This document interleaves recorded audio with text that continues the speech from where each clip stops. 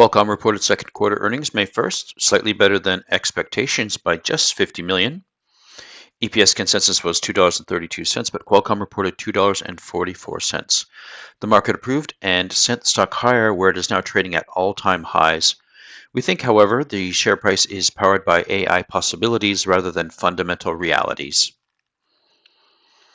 Q1 revenue was $9.4 billion, up 1.2% year-over-year, but down 5.5% quarter-over-quarter.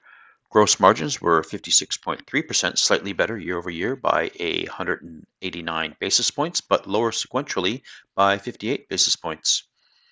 Operating profit was $2.3 billion, better by 12% year-over-year, but down 20% quarter-over-quarter. Qualcomm's operating margin is 25%. Net income came in at $2.3 billion, up 36.5% year-over-year, but down 16% from last quarter, producing a net income margin of 24.8%. Looking at our quarterly income statement bar chart, we can see, in fact, that revenue growth has been difficult for Qualcomm, having a compound quarterly growth rate of negative 1.9%.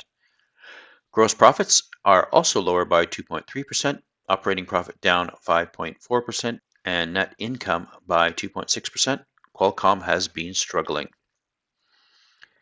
Looking at the revenue by segment, handsets in blue continues to be Qualcomm's bread and butter.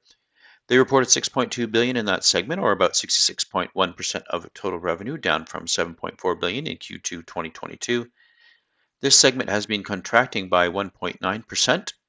Internet of Things in yellow was down 4% on a quarterly compound basis, reporting $1.2 billion, or 13.3% of total revenue, down from $1.8 billion and 16.4%. In green, Qualcomm Technology Licensing, or QTL, is also down 2%, reporting $1.3 billion, or about 14% of revenue. Their automotive segment, which just makes up 6.5% of total revenue, is the only segment that has been growing, posting 5.6% expansion these last 9 quarters, earning $603 million. It still represents a very small portion of total revenue, however. Turning to the ratios, earnings per share were $2.06, up 36% year-over-year, but down 16% sequentially. Sales per share came to $8.30 and cash to $8.16, much improved, up 163% year-over-year and 13% quarter-over-quarter.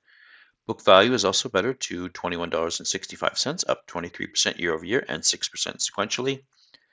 Qualcomm's PE is 25.3, where the S&P 500 is 27.37, in line with the overall market. The PEG ratio for Qualcomm is 3.93, suggesting earnings aren't growing fast enough relative to PE. The leverage ratio shows the debt ratio is 0.27, debt to equity 0.59, and interest coverage 13.6 times. Very reasonable. Liquidity ratio showed the current ratio to be 2.65, quick ratio 1.85, and the cash ratio at 1.01. Plenty of short-term liquidity at Qualcomm. The equity multiplier of 2.17 with a return on assets of 17.5%, and that's annualized, and return on equity of 38%, also annualized. Return on capital employed is 19.3%, and return on invested capital is 22%. Qualcomm has an effective tax rate of 2.2%, giving us a NOPAT of $8.3 billion with average debt and equity of $38 billion. Cash flows are looking good. Operating cash flow was up 42% to $6.5 billion, and that's on a 6-monthly basis. Investing outflows were $2.2 billion, and financing outflows were $3.6 billion, giving us a free cash flow to the firm of $9.2 billion, up 143%. Very good numbers.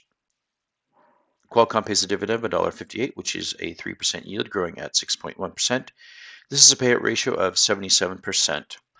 Qualcomm's enterprise value is $240 billion, which gives us a 6.4 times revenue multiple, 11.4 times EBITDA, and 26 times free cash flow multiple. The company provided guidance for Q3 saying that revenue would be between $8.8 and $9.6 billion. We took the midpoint here at $9.2 billion. They also reported the earnings per share would be between $1.74 and $1.94. Using a $1.84, we came up with a forward PE of 27. Year-over-year numbers will show growth of 8.7% of revenue and 15% of EPS. Despite the multi-billion-dollar spending in the AI industry, revenues aren't that impressive. Looking at the key takeaways, Qualcomm has a good return on assets and equity. They pay a good dividend. They have great free cash flow. Their Snapdragon product is expected to be well received by both the PC and handheld market, as its main draw is its low power requirement, giving devices longer battery life and requiring less cooling.